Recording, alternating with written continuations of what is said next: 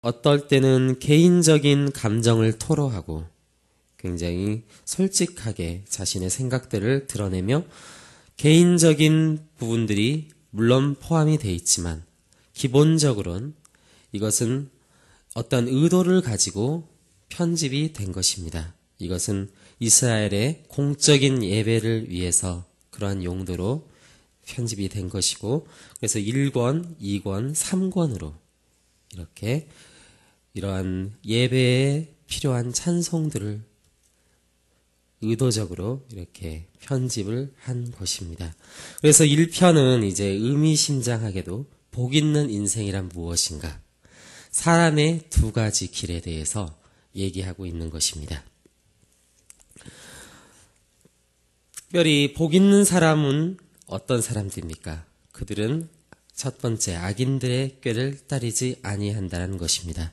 그들은 세상의 지혜에 취해 있는 자들이 아니라 바른 가치관을 가지고 성경적 가치관을 가지고 그 진리에 입각한 생각으로 바른 행함을 가진 자들입니다. 오늘 그들은 죄인들의 길에 서지 아니한다고 얘기하고 있습니다. 즉 그들은 예수님의 길을 따르는 제자들인 것이죠. 악인들의 길을 따르는 사람들이 아니라.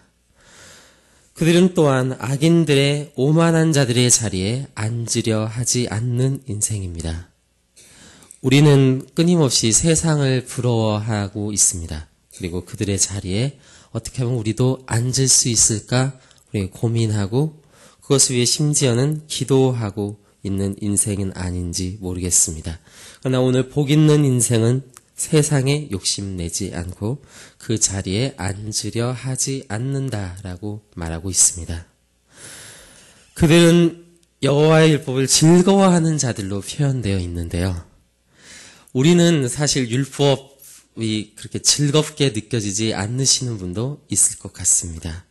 결국 이 율법을 즐거워하는 자리란 무엇입니까? 이것은 율법주의에 매여서 율법의 종으로 행하는 것이 아니라 하나님의 은혜 안에서 이 율법을 즐거워하고 누릴 수 있는 그러한 사람들을 말하는 것입니다. 그래서 여호와의 율법을 그 사람들은 즐거워하는 것이고 그의 율법을 주야로 묵상하게 되는 것이죠. 그 안에서 끊임없이 하나님을 발견하고 하나님의 은혜를 발견하기 때문입니다.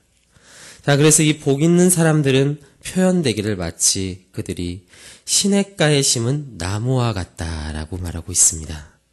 그 나무의 특징은 철을 따라 열매를 맺는 것이고 그 잎사귀가 마르지 않는 것입니다.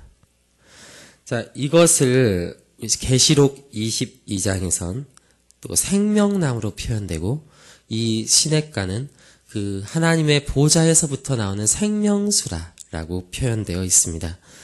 결국 이것은 1절과 2절을 어떻게 보면 1절과 2절에서 표현되고 있는 복 있는 사람, 율법을 즐거워하고 그것을 누릴 수 있는 사람, 말씀을 누리는 사람, 이런 사람들, 결국 이 땅에서 천국이 이루어진 사람들을 말하고 있는 것입니다. 우리는 너무나도 쉽게 천국을 미래적으로 이렇게 표현하고 있습니다.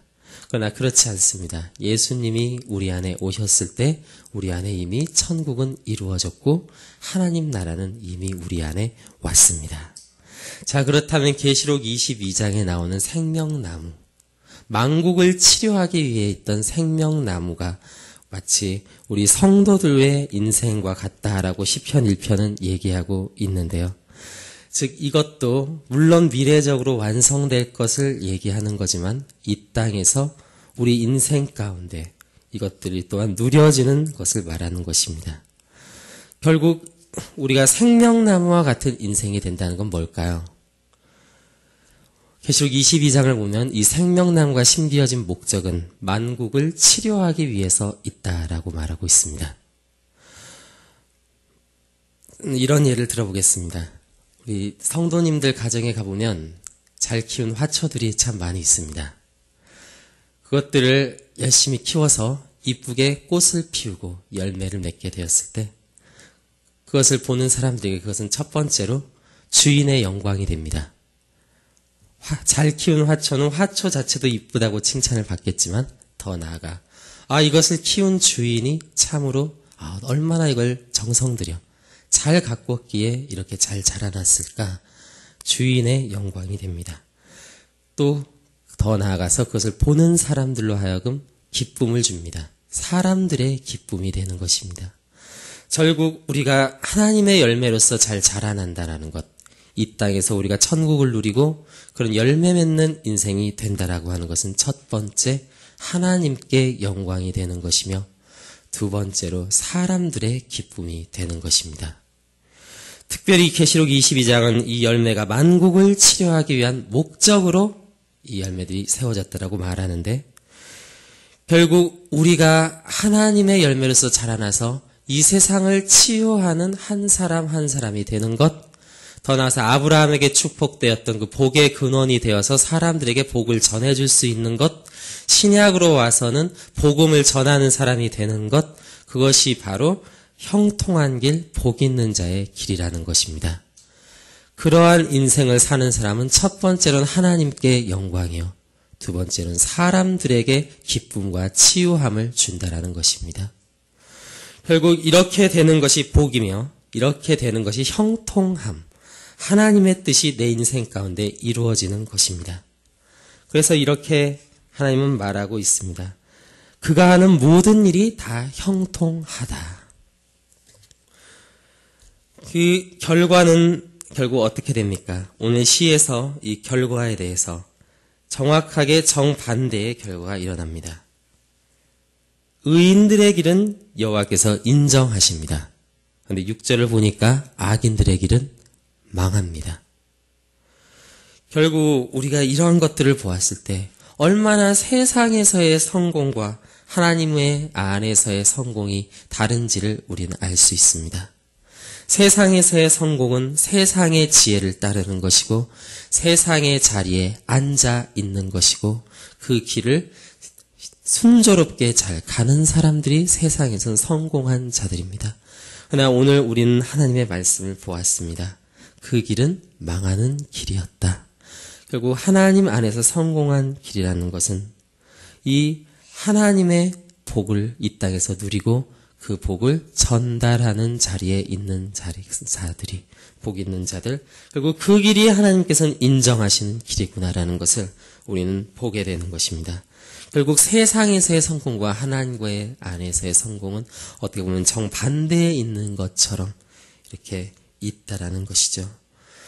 우리는 오늘 이 말씀을 통해서, 이 시편 말씀을 통해서 1차적으로는 이스라엘에게 말씀하시는 그 예배 가운데 말씀하시고자 하는 하나님의 말씀, 더 나아가서 이 시간 우리 예배하러 모인 여러분에게 말씀하고자 하는 하나님, 그 말씀 오늘 분명합니다. 인생엔 두 가지 길이 있는데 하나님 앞에 성공한 인생을 살라라는 것입니다. 결국 그 길이 복 있는 길이다. 그 길이 형통한 길이다. 요즘 말로 하면 성공하는 길이다 라는 것입니다. 오늘 같이 이 시간 그러면 제가 기도하고 오늘 자유롭게 주기도문하고 자유롭게 기도하고 돌아가시도록 하겠습니다. 하나님 아버지 감사합니다. 오늘 시편을 통해서 복 있는 길은 무엇인가? 복 받는 길은 무엇인가? 성공하는 길은 무엇인가? 우리 정확하게 들었습니다. 하나님, 저희들 정말 하나님 안에서 복 있는 인생, 하나님 앞에서 인정받는 인생, 하나님 앞에서 성공한 인생이 되길 원합니다. 주님, 저희들 안에 성공적으로 하나님의 구원의 계획을 이루어가시는 하나님, 정말 우리가 이 율법에 매여서 세상에 매여서 그냥 치여서 불행한 인생을 살아가는 것이 아니라 정말 이 하나님의 진리를 누리고 이 복을 누리고 더 나아가서 사람들을 치료하는 자리에 우리를 두셔서 우리가 그 사람들을 구원하는 정말 그 영혼 구원의 기쁨을 누리는 자리에 주여 우리를 보내주시옵소서. 감사드립니다. 우리 주 예수 그리스도의 이름으로 기도드립니다. 아멘.